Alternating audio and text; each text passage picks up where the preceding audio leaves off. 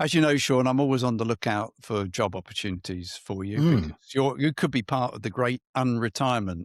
You heard about this Yeah, thing? I heard last year that we all ought to get up out of our armchairs and get back to work. Is that Yes, I right? forget who said that now, but it is now a thing. There's a Is lot it? of unretiring going on. Right. But anyways, I've got a job opportunity for you because Okay. so GPs will no longer issue sick notes or fit notes, as they were called, under Mm. a government trial that aims to reduce the number of benefits claimants are claiming for being Okay. signed off for poor health. Right? Okay. Mm. Mm. Instead, workers struggling with their health will be referred to social prescribers Ah, see, I've done based that. I've based in done that. let me Yeah. finish. That's Based what, in yeah. doctors' surgeries, Yeah. and these social subscribers, like you, will recommend alternatives such as exercise and job coaching. Mm. Yeah. So anyway, the context very quickly: 11 million people were given a fit note last year. Almost all were declared not fit for work. So, and a lot of them, therefore, almost on permanent support. And we're all Mm. aware of how many people of those are claiming mental health conditions. Mm. But so we're going to have an army of social prescribers. Now you have an insight, clearly. Well, Were yeah. you a This social prescriber then? Yes, this is nothing new. This is as old as the houses. We've been Well, doing why have social. Labour announced it We've then? we've been doing social prescribing in the job centre since about the mid-90s. In the job It's nothing centres, though. in the job centre, yeah. Well, and in doctor surgeries. And I was working at a job centre, as you know, in this part of the country, and we were working in conjunction with 3 GP surgeries in respect of social prescribing, and we were working with this idea.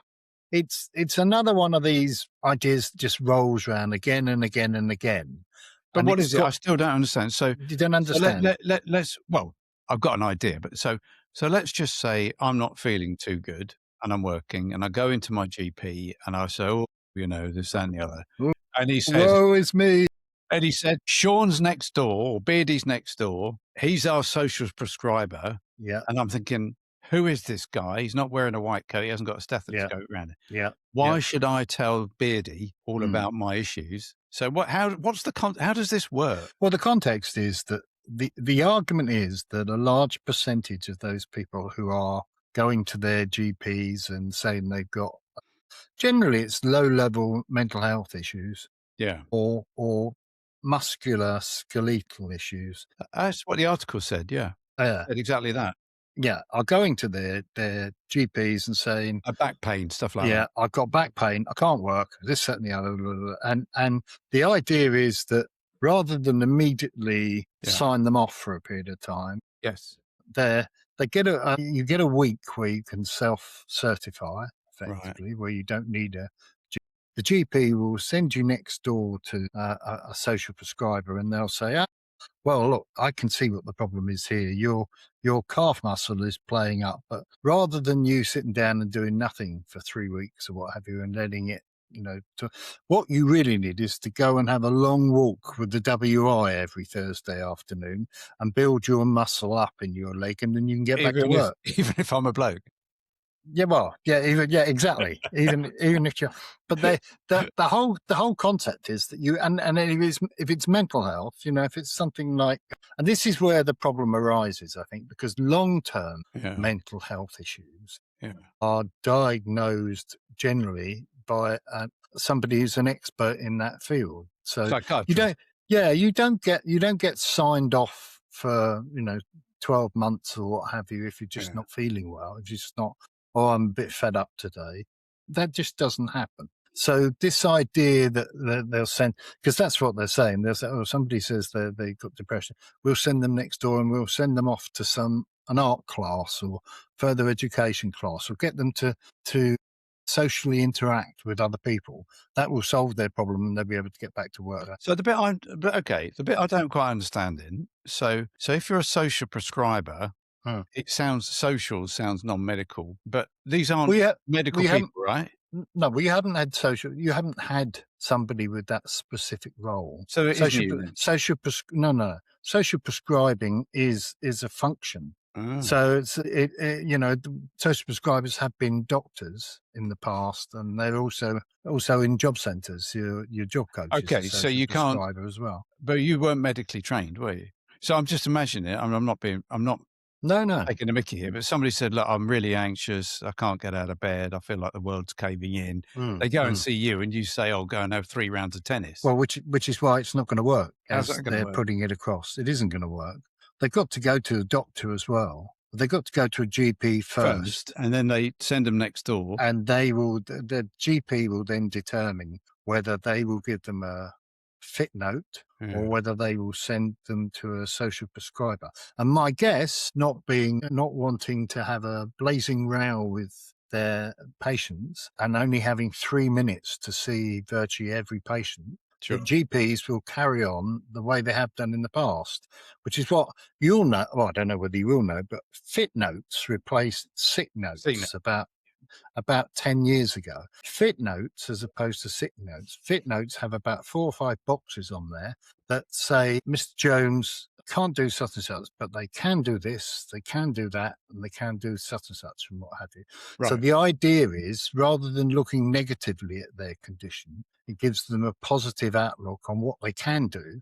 And then they're meant to go back to the job centre or wherever, and the job coach is meant to say, "Oh, well, your GP said you can do this, you can do that. How about a job doing such and So, such, as so opposed to you've what you're doing at the moment?" we're talking to a practitioner here, Mm, right? So mm. did you see that fit note? And when you, because it obviously a medical Well, record. So, this is so for example, let's just say you are, I don't know, an office worker, mm, and they say, well, you can't do that because, it's causing all sorts of, but you could be, I don't know, a trade, a carpenter, a plumber. mm, mm. Would it be like that? Or what's it like then if you're this social prescriber? Well, within an office yourself, you've managed people within an office. If you get people who are incapable of taking the stress and the pressure that they were in their original job, you can Yeah. normally find them a job behind the scenes that perhaps there's not so much pressure involved. Okay. It's similar to that. That's the idea behind it. Right. But this is why I'm saying I don't think it'll. But that assumes that a GP has enough time to sit down and go through the reasons and the capabilities of the individual they've got in front of them and work out, now, do you think you can do this? What do you think you can do that? What about such and such? And what do you normally do? They won't. This is why the Mm, fit note has not worked, because the okay. concept is fine, but GPs just continued as they were before, Okay. ticking the unfit for work, and off you go and claim your benefit. I've got So to, I think okay. social prescribing it'll be the same. You know, Well, just to put your mind at rest, there is going to be a control group methodology here. And it right? did make me laugh as I read this article. It said there can be 4 different approaches. 2 will not require patients to see a GP at all, instead sending them to the social prescribers straight away. It's Yeah, not going to hear me out, work, is hear me it? out, hear me Yeah, out. yeah. The other 2 will require patients to see a GP before being referred to a social subscriber. Now, I thought that was 2 methodologies, but anyway, they're saying it's 4. But that's the difference. So, 1, you'll go direct to the social prescriber, or 2, you'll see a GP first, which is the current system. And that's the control group, I guess. So But what you're saying is the whole thing's a waste of time. yeah. Well, how would you? I mean, to give you the example, there, you're the individual who's not feeling well. Yes. Regardless of whether you are or whether you are, No. your perception is that you're not well. Yes. You made the point just now. Why would you go to somebody who's not medically trained to sort you out by sending you off to do a couple of hours gardening a week when you're not well, when you think, perhaps quite rightly, the person to go and see is the person who's spent years If I'm getting a honest, medical education? I think if someone said to me, "You got a couple of hours, God, that would give me more stress than being in the office." But Well, yeah. I agree. I agree. I think I'd go with it because you tend to become a pawn in these machines, don't you? You sort of get, oh, okay, if that's what I got to do, I'd But who's going probably to do it, who's but I going to wouldn't. tell you that though? Who's going to I tell don't you know. to go to a social prescriber Or it'd be the woman on the reception with the doctors who's the gatekeeper and is impossible to pass.